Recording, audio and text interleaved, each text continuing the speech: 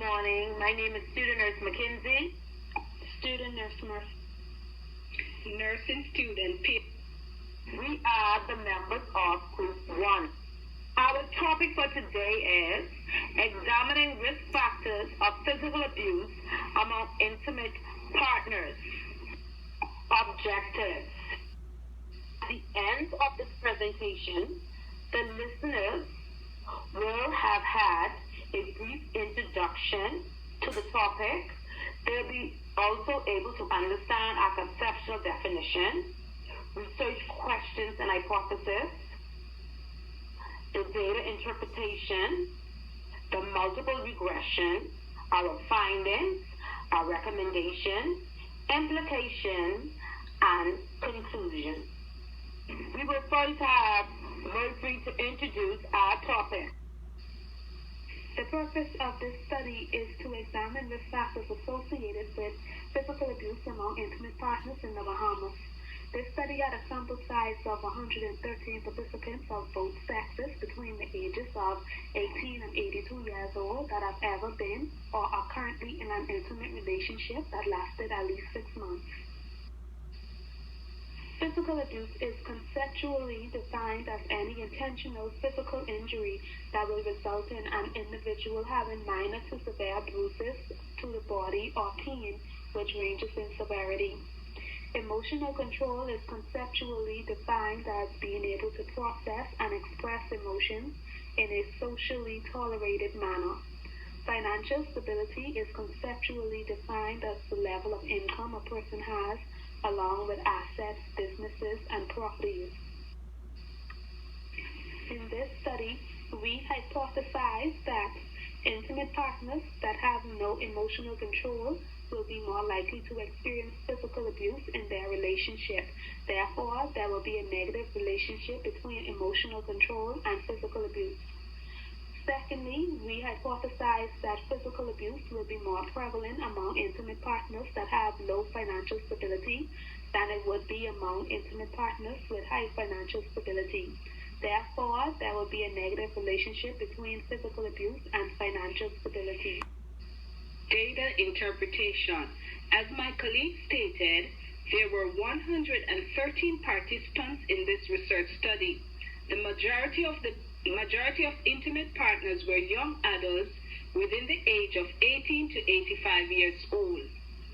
The combination of middle-aged adults 35 to 55 years old accounted for less than 40% of participants altogether. The older adults between the age of 56 to 82 years old accounted for less than 12% of participants. Majority of the participants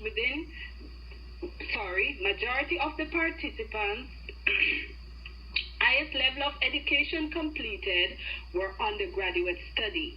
Less than 30% of participants had some additional training.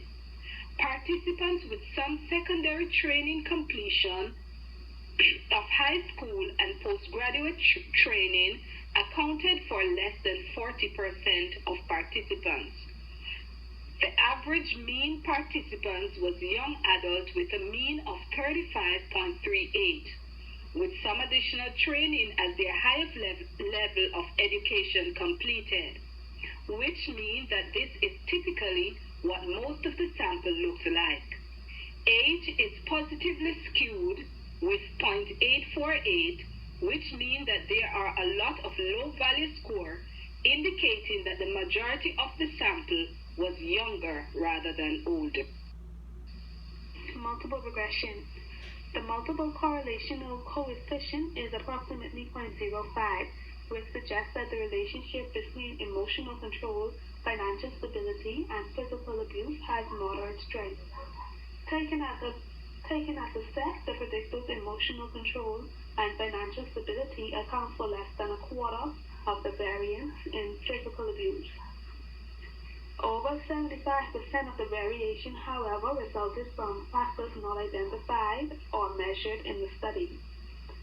The overall regression model was significant in predicting the occurrence of physical abuse in intimate partner relationships.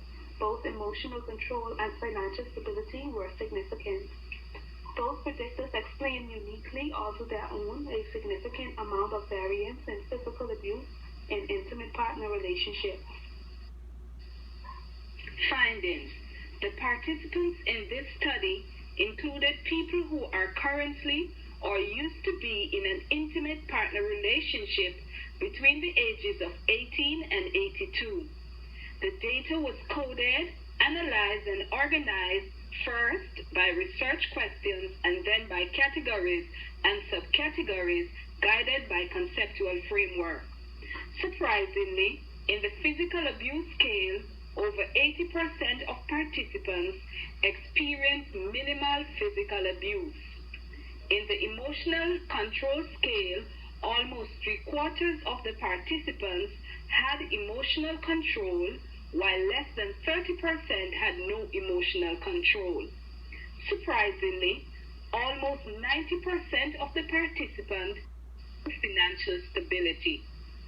The correlation between physical abuse and emotional control, even though not significantly high, the correlation supports the notion that both physical abuse and emotional abuse control shares a common phenomenon in regards to intimate partner abuse. With regards to financial stability and physical abuse, even though there is a moderate correlation, there is something happening between both that significantly affects intimate partners.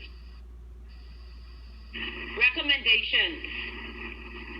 The findings in this research suggest that intimate partners that have no emotional control will be more likely to experience minimal to moderate physical abuse in their relationship. So as a healthcare worker is likely to see victims with minimal to moderate physical abuse every week. Thus, I employ future researchers whom are examining risk factors of physical abuse among intimate partners to examine how the healthcare team pivotal in detecting intimate partner violence and how they offer empathy, support, and referral to helping agencies. Hamburg and others stated that a number of studies have found that intimate partner violence involves patients use more healthcare resources on an annual basis than do patients without the risk factor. Further, the higher use of healthcare resources by abuse survivors does not end when intimate partner violence ends. I also recommend that future researchers provide a more substantial method in their research. Firstly, I recommend that future researchers increase their sample size in order to provide more accurate mean value, identify outliers that can skew the data in a smaller sample and provide a smaller margin of error. I recommend that future researchers practice equal distribution of participants from both sexes to participate in the research in order to provide accurate results. I recommend that future researchers should implement an exclusion and inclusion criteria in the research in order to be aware or reminded of participants that should or shouldn't be a part of the research. Therefore, I employ that future researchers implement nationality in their research in order to link their research to a specific population or group of people. Implication.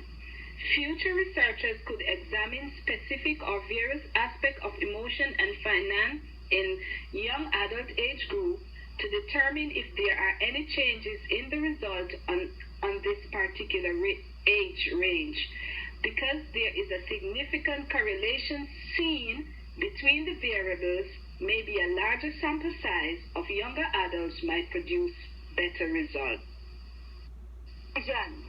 The significance of this current research is that it examined the risk factor of physical abuse among intimate partners.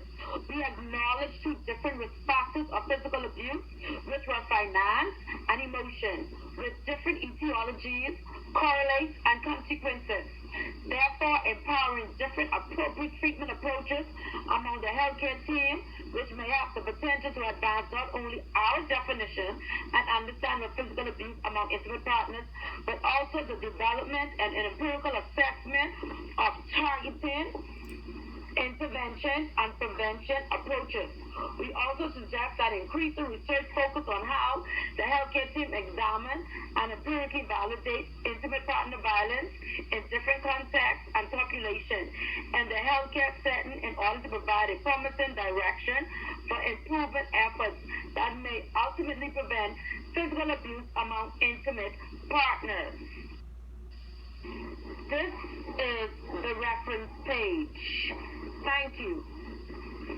Any questions, comments, or concerns will be gladly accepted.